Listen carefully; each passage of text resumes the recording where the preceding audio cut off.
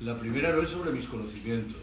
Es verdad que yo he trabajado durante 30 años en la universidad sobre el espacio ruso-soviético, pero debo confesaros que los conocimientos acumulados al calor de esa experiencia apenas me son de utilidad para lidiar con el conflicto ucraniano de estas horas. He trabajado sobre conflictos como el de Transnistria, el de Osetia del Sur, el de Abjasia, el de Chechenia, el de Nagorno-Karabaj, o más recientemente los de Crimea y el Donbass, pero me parecen pequeñas escaramuzas en comparación con lo que tenemos delante de los ojos, de tal manera que a duras penas arrojan luz. Creía conocer mal que bien cuál era la condición del presidente ruso Vladimir Putin hasta que hace un mes tomó la decisión de intervenir en Ucrania. Si antes me hubieran preguntado por esa condición, me hubiera limitado a decir que era un político prudente, de tal forma que cuando movía algún peón lo hacía meditando estrictamente cuáles eran las consecuencias de su conducta y reduciendo los riesgos al mínimo. Con toda evidencia no es esto lo que ha cobrado cuerpo en las últimas semanas. Si antes de la intervención militar rusa en Ucrania alguien me hubiera preguntado qué estaba ocurriendo, yo hubiera respondido frívolamente que entendía que Rusia estaba sacando músculo delante de las potencias occidentales para recordar a estas que estaba ahí y que en el mejor de los casos movería alguna pieza pequeña en la Ucrania oriental, en el Donbass, para apuntalar la posición correspondiente a las milicias prorrusas. Con toda evidencia me equivoqué. ¿Cuál es la segunda observación preliminar? Yo creo que no hay ninguna razón, ni mayor ni menor, que justifique la agresión militar rusa en Ucrania. Me obliga a decir lo que he dicho muchas veces. Estoy en contra de las guerras, de los ejércitos, de las alianzas militares, de los imperios, de los de aquí, de los de allí y de los del medio. Creo que hay un lema que ha aparecido en algunas paredes, en las calles, en Rusia como en Ucrania, que debemos tener presente porque arroja alguna luz sobre nuestra manera de entender los conflictos y de comprender qué debemos hacer. El lema reza escuetamente: no a la guerra entre los pueblos, no a la paz entre las clases. Va la tercera y última de esas observaciones preliminares que anunciaba.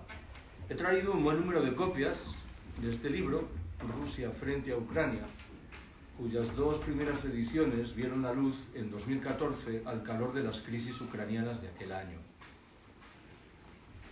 Un tiempo después, el libro se agotó y el editor, creo que con criterio respetable, decidió no volver a publicarlo. Desde bastante antes de Navidad andaba detrás de mí para que trabajase en una actualización que permitiese sacar una tercera edición y yo le iba dando largas hasta que allá por el 20 de enero tuve la oportunidad de ver en televisión a la expresidenta madrileña Cristina Cifuentes explicarnos el conflicto de Ucrania. Me pareció que esto ya era excesivo, de tal manera que me lié una manta a la cabeza y trabajé en una actualización, que le dedico, por cierto, cariñosamente a Cristina Cifuentes. Si este libro tiene alguna virtud, me atreveré a adelantar dos. Una, que transmite una consideración más compleja de la que se hace valer en nuestros medios de comunicación y singularmente entre nuestros tertulianos. Alguien dirá, no es muy difícil. Bueno, pues no es muy difícil, en efecto. La segunda, que aporta conocimientos que permiten cuestionar el papel de las potencias occidentales en la gestación de esta crisis, aunque en modo alguno le ría las gracias al presidente ruso de estas horas. Bien. ¿Cuál es la primera observación? Y ahora sí que entro en materia que quiero haceros. Me interesa formular algunas ideas en relación con la Ucrania contemporánea. Ucrania es un país de 600.000 kilómetros cuadrados, un poco más grande que España, habitados por 46 millones de personas, una población similar a la española. De siempre ha sido una pieza codiciada para los imperios de los alrededores. Durante mucho tiempo los más relevantes fueron el polaco por el oeste y el ruso por el este, pero al acecho estaban también el otomano y el austrohúngaro. Esto que os cuento ahora creo que tiene un buen reflejo en la condición de dos ciudades ucranianas. La primera, Lviv, Lvov o Leópolis, como se ha dicho antes, situada en el occidente de la República, muy cerca de la frontera con Polonia, solo ha estado sometida a la férula de Rusia durante 50 escasos años en la segunda mitad del siglo XX. La segunda, Kharkiv o Kharkov, en la Ucrania oriental, es de hecho una ciudad rusa. Ha estado sometida a la férula de Moscú o de San Petersburgo desde hace nada menos que 5 siglos. Bien podéis intuir que esto dibuja condiciones y realidades diferentes. Os voy a pedir que hagáis un ejercicio geográfico adicional y que imaginéis una línea que discurriría en forma recta entre la segunda ciudad que acabo de mencionar, Kharkiv o Kharkov, y el puerto de Odessa, a orillas del Mar Negro, muy cerca de la frontera con Rumania. Por debajo de esa línea, hacia el sur, queda una tercera parte del territorio ucraniano, en la cual la presencia de rusos es significativa. Al norte quedan, claro, las otras 2 terceras partes, en las cuales esa presencia se diluye sensiblemente. Cuando trabajé en este libro, en 2014, recuerdo haber echado mano de una estimación estadística que concluía que las 2 terceras partes de la población ucraniana las aportaban ucranianos étnicos, de tal manera que los rusos proporcionaban un 25% de la población. Debo llamaros la atención, sin embargo, sobre el hecho de que estos datos precisarían una actualización que hoy por hoy es imposible. ¿Por qué digo que es imposible? Las 2 fórmulas maestras que permiten lidiar con este problema son la autodescripción étnica y la lengua. En lo que hace a la autodescripción étnica, parece... hágase la luz.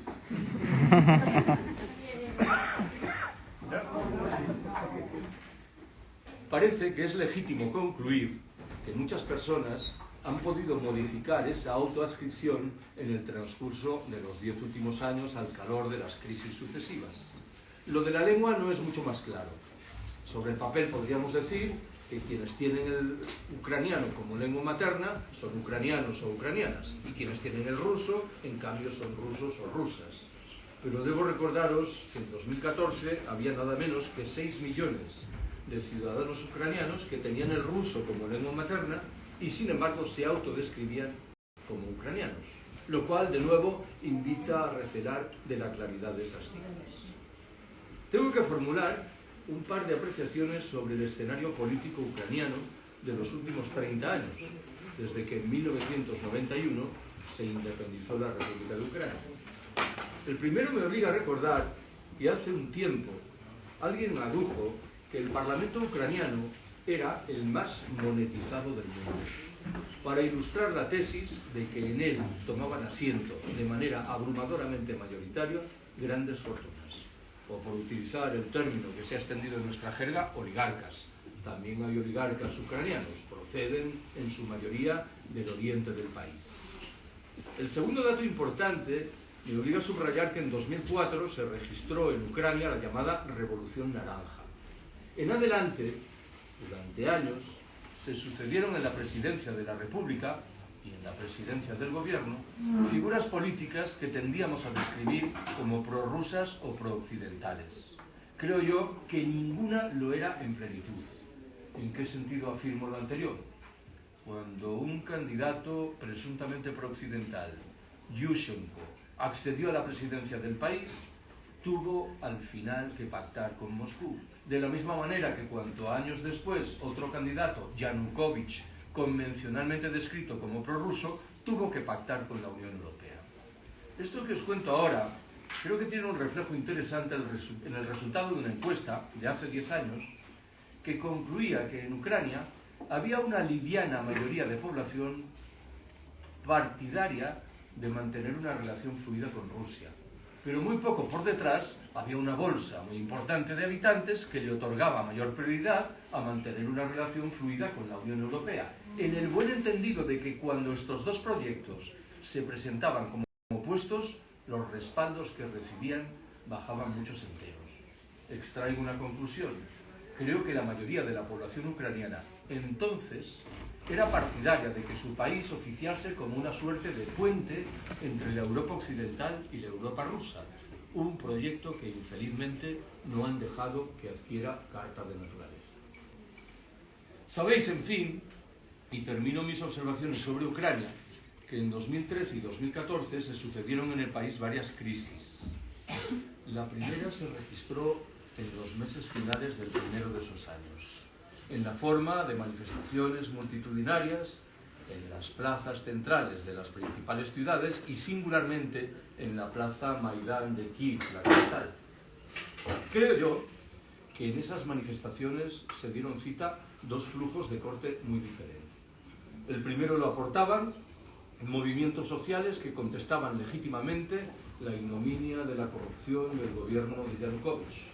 El segundo llegó de la mano de grupos de extrema derecha que adquirieron un protagonismo creciente y que pasaron a incardinarse dentro del aparato de poder del Estado ucraniano en posiciones muy relevantes.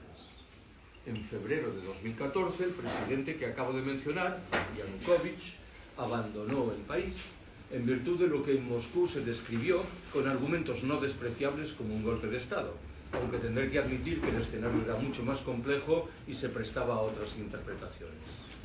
En abril de 2014, la península de Crimea, entonces bajo soberanía ucraniana, pero mayoritariamente poblada por rusos, había sido un regalo que Khrushchev le había hecho a Ucrania en 1954, organizó un referendo de autodeterminación no particularmente limpio, en virtud del cual la mayoría de la población parece que se inclinó por respaldar primero la independencia y después una anexión por Rusia.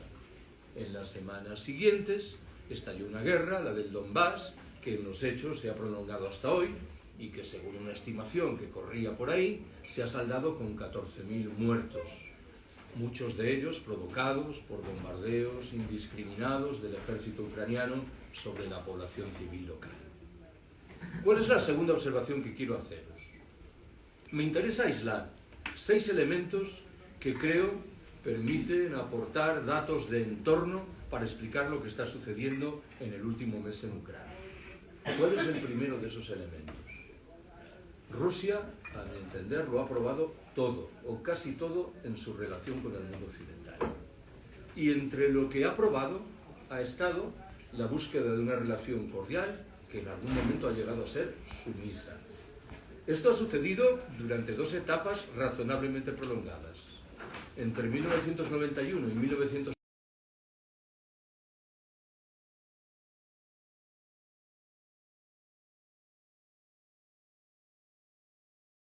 que concentren la atención en esta segunda etapa. En la tarde del 11 de septiembre de 2001, el día de los atentados de Nueva York y de Washington, el ya entonces presidente ruso, Vladimir Vladimirovich Putin, ofreció un cálido respaldo a las operaciones teóricamente antiterroristas que se aprestaba a desplegar su homólogo norteamericano George Bush hijo. Ese respaldo se materializó, en lugar singular, en un franco apoyo de Moscú a la impresentable intervención militar norteamericana en Afganistán en 2001 y poco después, en 2003, a una nueva agresión de Estados Unidos, que en este caso, recordaréis, se hizo valer en Irak, en este segundo caso en la forma de un silencio connivente. Tiene sentido que me pregunte qué fue lo que Rusia recibió a cambio de lo que en un caso, repito, fue un apoyo franco y en el otro un silencio connivente. Nada más sencillo que responder a esta pregunta. Absolutamente nada. Estados Unidos porfió en mantener el programa del llamado escudo antimisiles, que en una de sus dimensiones centrales obedecía al objetivo de reducir la capacidad disuasoria de los arsenales nucleares ruso y chino. Estados Unidos no dudó en propiciar una nueva ampliación de la OTAN, que en este caso pasó a beneficiar a 3 repúblicas exsoviéticas, las 3 del Báltico. Estados Unidos se negó a desmantelar las bases, teóricamente provisionales, que había perfilado en el Cáucaso y en el Asia Central en el otoño de 2001 para sacar adelante su intervención militar en Afganistán. Estados Unidos no dudó en respaldar las llamadas revoluciones de colores, que auparon a gobiernos hostiles a Moscú en países como Georgia, Ucrania y Kirguistán. En fin, y por dejarlo ahí, Estados Unidos no concedió ningún tipo de trato comercial de privilegio en beneficio de Rusia. En estas condiciones creo yo que era inevitable que Rusia rompiese en un grado u otro la baraja y buscase un horizonte diferente en la forma de una política crecientemente independiente. En las últimas semanas he dicho a menudo que creo que fue en ese momento cuando se incubó la figura de Putin en su perfil actual.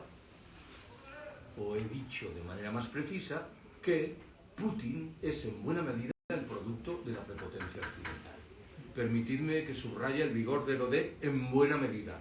A buen seguro que esto que acabo de contar no lo explica todo. Segundo elemento del entorno. La percepción más extendida sugiere que Rusia salió ganadora de las crisis ucranianas de 2014. ¿Por qué? Porque consiguió anexionarse Crimea y sentó las bases de una incipiente dominación en una parte pequeña de la Ucrania oriental, en la cuenca del Donbass. Mucho me temo que esta es una manera equívoca de analizar los hechos. El grueso del territorio ucraniano basculó hacia Occidente, de tal manera que Rusia, en los hechos, perdió un control sobre lo que sucedía en la mayor parte de Ucrania. Esto que acabo de contaros conviene relacionarlo, a mi entender, con una vieja teoría geopolítica que disfruta de apoyos francos tanto en Estados Unidos como en Rusia y que sostiene que Rusia será un imperio si controla Ucrania. Perderá, en cambio, la condición de imperio si pierde ese control sobre Ucrania. No simpatizo mucho con esta percepción, pero no tengo ninguna duda de que ejerce una influencia poderosa sobre las percepciones del presidente ruso de estas horas. Tercer elemento de valoración. Volveré más adelante sobre esto.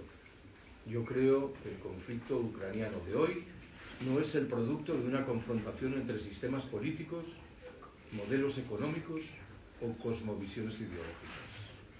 Es la secuela de un enfrentamiento entre imperios tradicionales.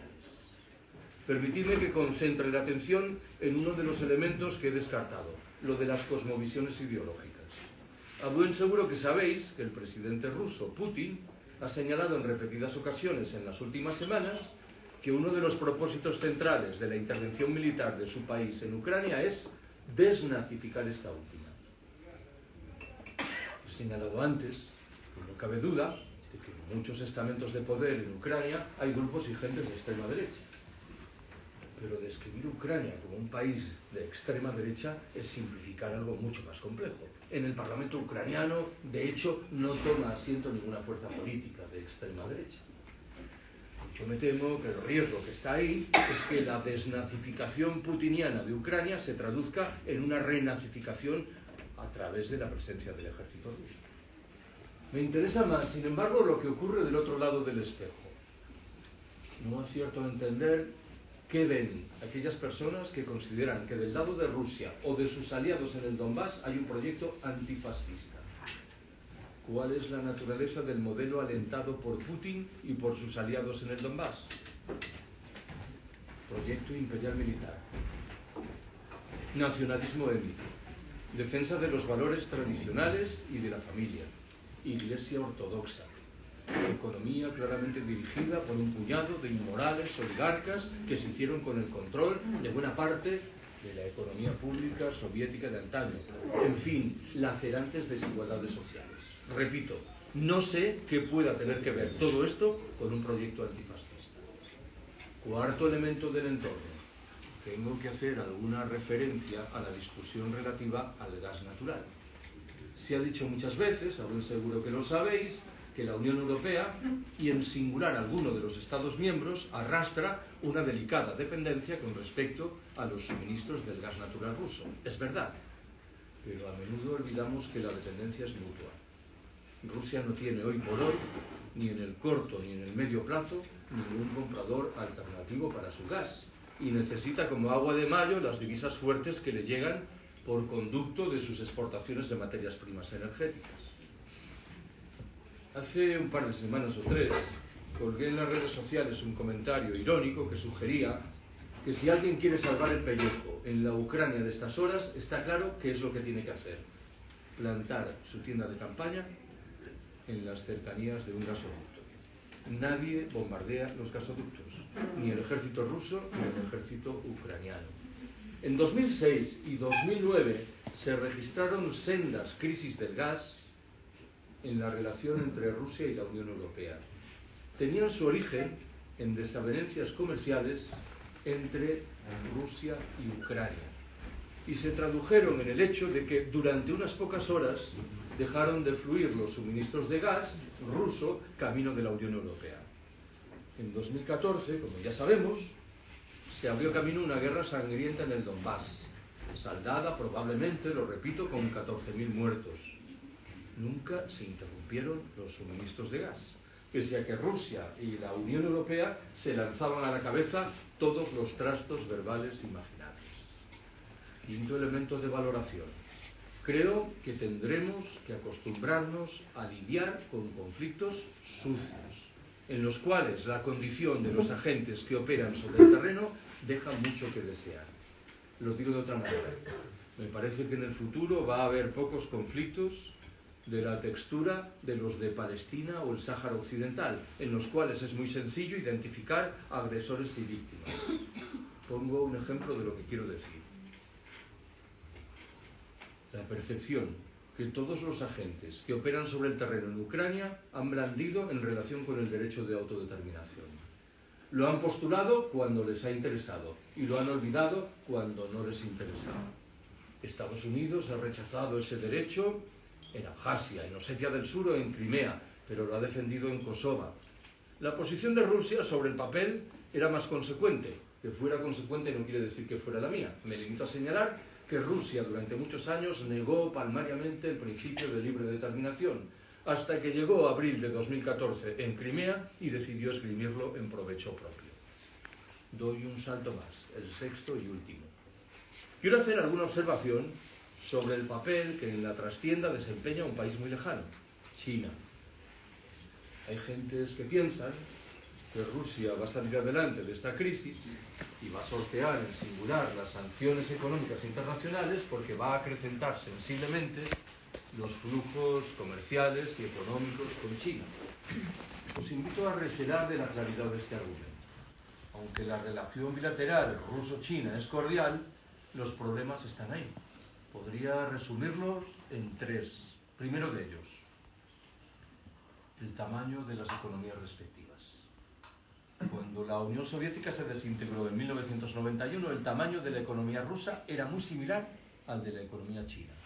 Hoy el tamaño de la economía china es 4 veces superior al de la economía rusa, lo cual, como podéis entender, dibuja unas relaciones muy desequilibradas con presuntas imposiciones del lado de Pekín.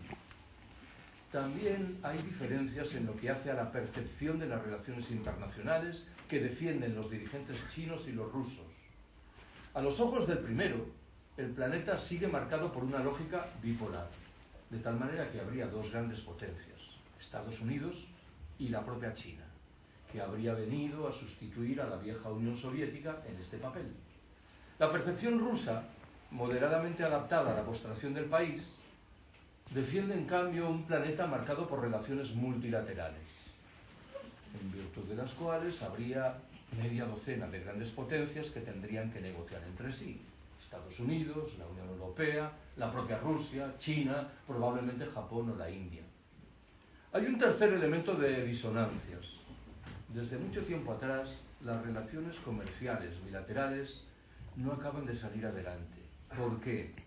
Entiendo yo porque hay un freno que opera en la frontera ruso-china en Asia. Al norte de esa frontera, en Siberia, a buen seguro que lo sabéis, la densidad de población es muy baja. Al sur, China es un gigante en permanente ebullición demográfica. Desde tal vez el siglo XIX, los gobernantes rusos temen que un incremento sustancial de las relaciones comerciales en ese espacio geográfico se traduzca en la llegada paulatina de población china y venga a alterar delicados equilibrios demográficos. Razón por la cual al final acaban por imponer un freno a esas relaciones económicas y comerciales. Tercera observación que quiero haceros. Tengo que formular alguna idea sobre una organización que se hace llamar del Tratado del Atlántico Norte, la OTAN. Lo primero que debo señalar es que, a mi entender, la OTAN es responsable principal en las 3 últimas décadas de un genuino cerco sobre Rusia. materializado en la incorporación de sucesivos países de la Europa Central y Oriental y en el despliegue de un genuino reguero de bases militares en torno a Rusia. Este fenómeno, me parece, que se traduce en un incumplimiento manifiesto de las promesas que los presidentes norteamericanos del momento formularon a Rusia a finales de la década de 1980 y principios de 1990 en el sentido de que garantizarían una plena seguridad para Moscú. Lo que digo a continuación es una obviedad, pero me parece que conviene que la manejemos porque tiene su riqueza. El conflicto de Ucrania se hace valer en la periferia, en los alrededores de la Federación Rusa, y no en la periferia o en los alrededores de Estados Unidos. ¿Qué sucedería si en Canadá y en México, en virtud de las razones que fuesen, llegasen al poder gobiernos hostiles a Estados Unidos, firmemente decididos a colocar a esos dos países en una alianza militar de nuevo hostil para con Washington? ¿Pensáis que la conducta de Estados Unidos sería más benigna que la impresentable conducta que despliega en este momento y ahora Rusia? La OTAN es, por otra parte, la punta de lanza de lo que he descrito muchas veces como un activo proceso de tercermundización de la Europa Central y Oriental.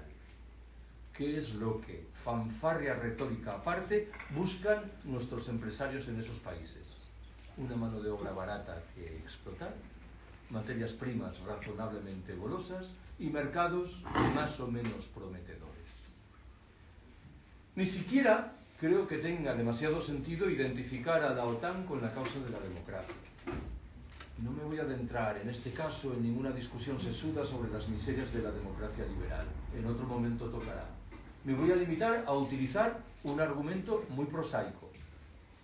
La dictadura portuguesa de Oliveira Salazar, coetánea del franquismo, fue un Estado miembro de la OTAN.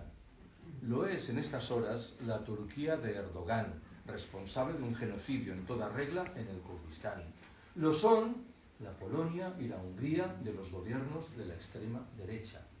Y podría haberlo sido la Ucrania de Zelensky, que en términos de calidad democrática creo que presenta un perfil muy similar al de la Rusia de Putin. La OTAN es, en fin, responsable central de la entronización de normas de doble moral que nos invitan a tratar de manera diferente a los amigos y a los enemigos, a los poderosos y a los débiles. Pongo algún ejemplo de lo que quiero decir.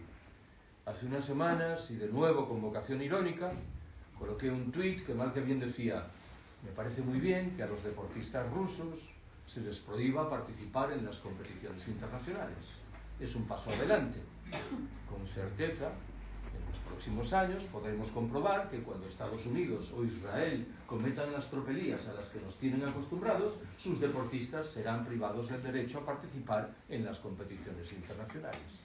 Bien sabéis que esto no ha sido así nunca, ni será en el futuro.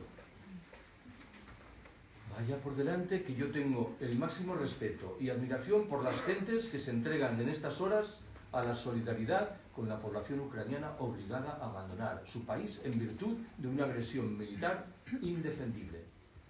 Pero quiero preguntarme dónde estaban muchas de estas gentes hace 20 años cuando Putin desplegó una política de tierra quemada en Chechenia, en el absoluto silencio de nuestra opinión pública.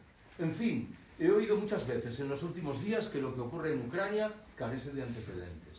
Bueno, pues la intervención militar norteamericana en Irak en 2003 me parece que se ajusta en términos de este debate a lo que está sucediendo en Ucrania, que no hay demasiadas diferencias.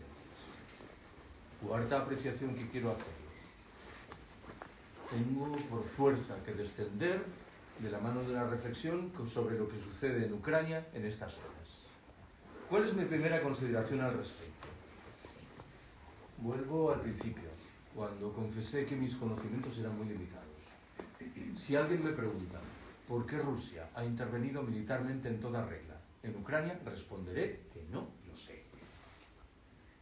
Puedo ciertamente hilvanar 4 o 5 explicaciones, que buen seguro que incorporan elementos interesantes, pero que no acaban de parecerme convincentes.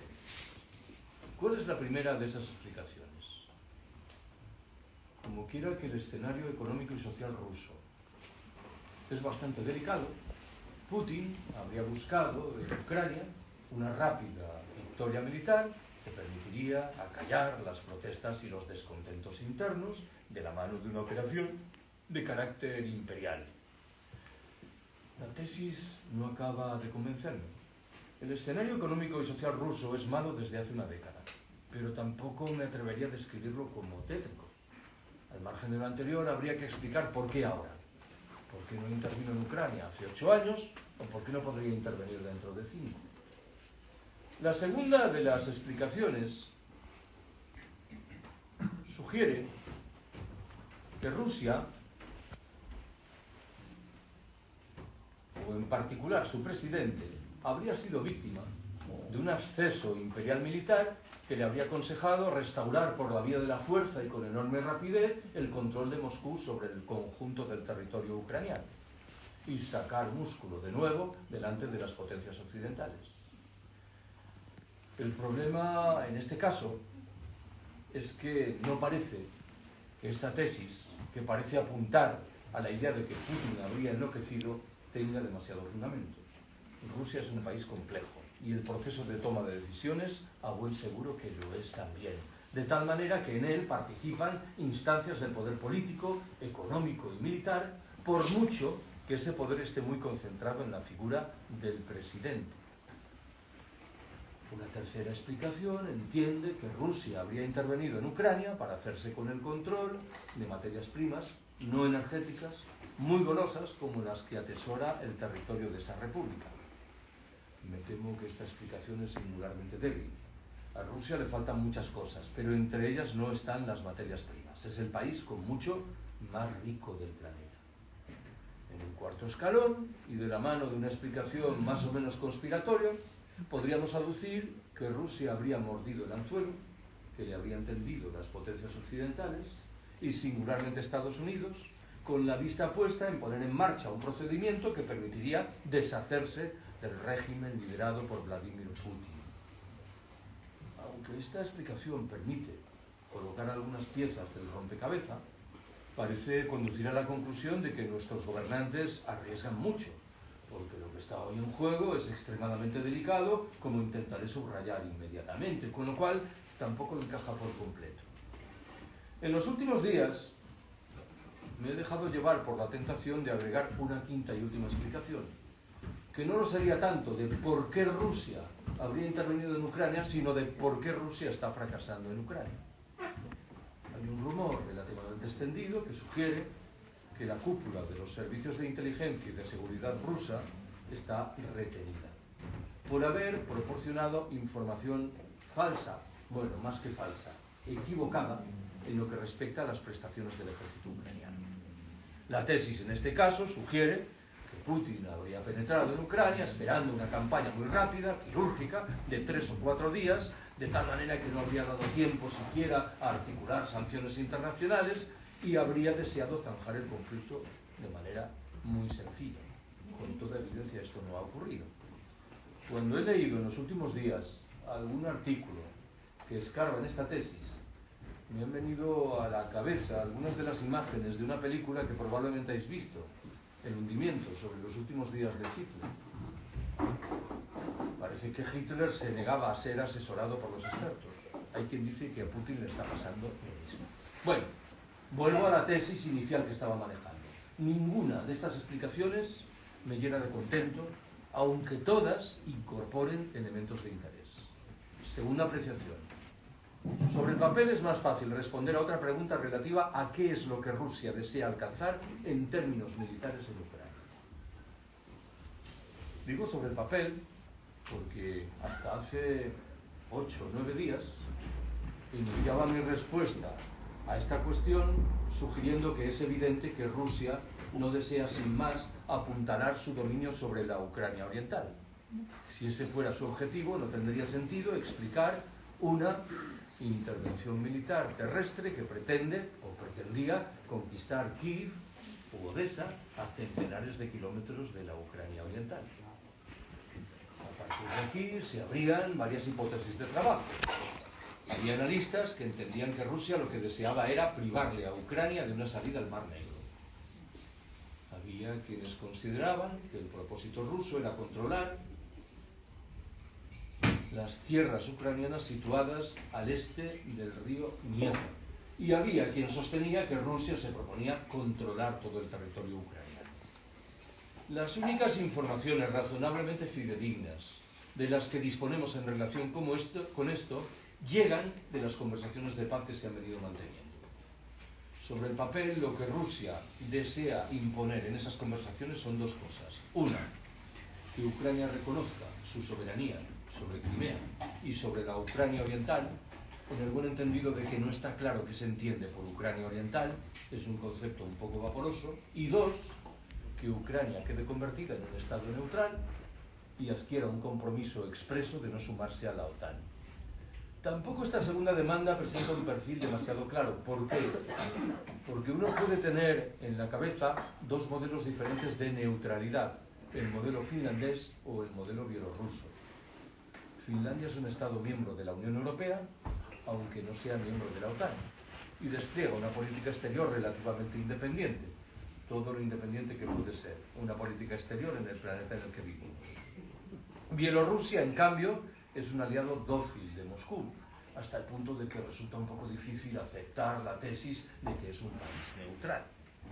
Si Moscú estuviese dispuesto a aceptar el primero de los escenarios, el finlandés, creo que sería una buena noticia. Una Ucrania neutral, probablemente desmilitarizada, acompañada, claro, de una activa desmilitarización del lado occidental de las repúblicas del Báltico, de Eslovaquia, de Hungría, de Rumania y de Bulgaria, y del lado oriental de la propia Rusia. Esto es lo que debía haber cobrado cuerpo hace 30 años y se impidió que ocurriera. ¿Cuál es la tercera y última de mis observaciones sobre el escenario presente? Si alguien me pregunta si creo que las negociaciones en curso van a llegar a buen puerto, responderé que sí. En el buen entendido de que no sé si ese buen puerto será un alto el fuego o un genuino acuerdo de paz, que son dos cosas bastante distintas. ¿Por qué digo que creo que sí? Porque todos los agentes que operan sobre el terreno están con el agua al cuello. Está, en primer lugar, con el agua al cuello y con toda evidencia el gobierno ucraniano. Aunque la resistencia del ejército ucraniano ha sido sorprendente, no nos engañemos, su posición no es cómoda. En las últimas semanas menudean en Rusia los artículos que sugieren que si el ejército ruso ocupa Mariupol o Kharkov, el gobierno ucraniano se desmoronará. Es probablemente una exageración, pero tiene algún fundamento. Yo estimo que el ejército ucraniano está apostado en las fronteras septentrional, oriental y meridional del país. De tal manera que si el ejército ruso rompiese alguna de esas líneas de frente, no encontraría ejército ucraniano en el resto del territorio. Y la campaña militar podría ser muy rápida. Está con el agua al cuello también el presidente ruso Putin. En este caso, ¿por qué? En primer lugar, porque salta a la vista que la operación militar en Ucrania no está discurriendo como Rusia apetecía. En este caso no estoy interpretando datos. Portavoces significados del Ministerio de Defensa ruso han señalado que los hechos discurren con una velocidad menor de la inicialmente prevista. Esto es un eufemismo, claro. No está claro, por lo demás, qué es lo que Rusia va a hacer si acaba por controlar partes significadas del territorio ucraniano. ¿Cómo se controla? Pongámonos en el caso extremo, un territorio de 600.000 kilómetros cuadrados con 46 millones de habitantes, la mayoría de ellos hostiles. Los únicos conocimientos más o menos cercanos en la geografía de los que disponemos al respecto nos lo ofrece el recordatorio de lo que hizo el ejército alemán en 1941, cuando ocupó Bielorrusia, Ucrania y parte de Rusia. Creo que no preciso recordaros cómo se las gastaba el ejército alemán. Pero Putin tiene que encarar también las sanciones económicas internacionales, que son muy duras. He señalado que antes de esta guerra el escenario económico y social ruso era malo. Ahora empieza a ser tétrico. Es verdad que Rusia es una economía razonablemente autárquica, que depende poco del exterior, pero los 30 últimos años han sido de efectiva internacionalización de esa economía. Hay que preguntarse también qué es lo que hacen los oligarcas rusos. Aunque muchos de ellos son próximos al presidente Putin, cabe suponer que están que trinan. buena parte de sus negocios se han venido abajo. Y esto en buena ley debe traducirse en presiones para que el escenario ucraniano entre en una vía de relativa normalización. No sabemos, en fin, qué ocurre con la opinión pública rusa. Es verdad que está sometida a una activa censura y a una activa represión, pero es difícil que las noticias de Ucrania no lleguen. No olvidéis que estamos hablando de un espacio geográfico colindante del de las grandes ciudades rusas. A uno y otro lado de la frontera hay muchas relaciones de parentesco familiar. La internalización de la economía digital genera procedimientos de información que escapan al control de las autoridades. No sabemos qué está ocurriendo con los cuerpos de los soldados rusos fallecidos en Ucrania. Hace unos días, un diario de Moscú próximo a Putin, Komsomolskaya Pravda, recogió durante unos minutos una estimación que hablaba de casi 10.000 soldados muertos. Durante la invasión soviética de Afganistán, en 1979 y años siguientes, durante las dos guerras de Chechenia, la mayoría de los soldados rusos procedían de zonas rurales, de tal forma que se evitaba el impacto derivado de la llegada de los cuerpos a ciudades como Moscú o San Petersburgo. Hace unos días decidí difundir unas declaraciones del que pasa por ser el único diputado de la Duma, de la Cámara Baja del Parlamento ruso, que se oponía a la guerra, un diputado comunista llamado Mikhail Medvedev. Me interesaron por el argumento que utilizaba. Medvedev decía: yo he respaldado las declaraciones de independencia de las dos repúblicas populares del Donbass, la República de Donetsk y la República de Lugansk, porque entendía que era una manera eficiente de frenar los bombardeos indiscriminados del ejército ucraniano. Pero no sé qué tiene que ver con la causa de la paz bombardear y ocupar Kiev, la capital ucraniana. Me interesa esa declaración porque sospecho que por la cabeza de muchas gentes en Rusia están pasando argumentos similares. Tampoco es cómoda, en fin, la posición de las potencias occidentales. En este caso, de resultas de un debate incipiente, el riesgo vinculado con una posible desestabilización de Rusia. No podemos descartar que en Moscú se produzca un golpe palaciego que desplace a Putin del poder, que coloque en el Kremlin, qué sé yo, al expresidente Dmitry Medvedev, que es una figura de perfil aparentemente más moderado. Tampoco podemos descartar que se verifique el ruido de sables. Es lícito intuir que en la cúpula militar rusa hay disensiones en lo que respecta a la conveniencia de la intervención en Ucrania y al sentido preciso adquirido por esa intervención. Estamos hablando del Estado federal más grande del planeta, con relaciones internas muy complejas, que podrían conducir a cierto grado de erupción. Me refiero, bien lo sabéis, a un país que dispone de varios centenares de cabezas nucleares, lo cual le otorga a estas discusiones un perfil muy delicado. Por detrás, en fin, me parece que en el mundo occidental nunca se ha respondido de manera convincente a una pregunta importante. ¿Qué le interesa más a ese mundo? ¿Una Rusia fuerte que ponga orden en su patio trasero o una Rusia débil que permita la rapiña?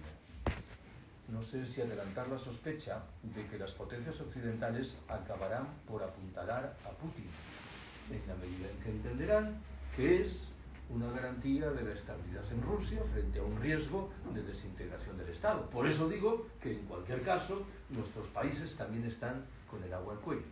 Solo hay una instancia que sale manifiestamente fortalecida de esta crisis: la OTAN.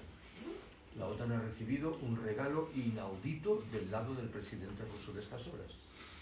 Y el fortalecimiento de la OTAN es una medida muy delicada, que anuncia un activo proceso de militarización, de autoritarismo, de represión de las disidencias, de injerencias y de intervenciones militares que probablemente ya no van a precisar siquiera la etiqueta de humanitarias. Quinta y última de mis observaciones. Si hay una pregunta que he tenido que encarar en numerosas ocasiones en los 15 últimos años, desde la crisis de Osetia del Sur en el verano de 2008, es la relativa a si estamos delante de una nueva guerra fría. Yo ya sé que lo que sucede desde hace unas semanas en Ucrania a buen seguro que obliga a modificar los términos de cualquier respuesta imaginable ante esta pregunta.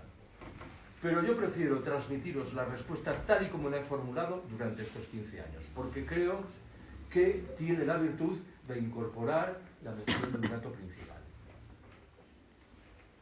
Ante esa pregunta, mi pronto inicial ha consistido en responder que no estamos delante de una nueva Guerra Fría.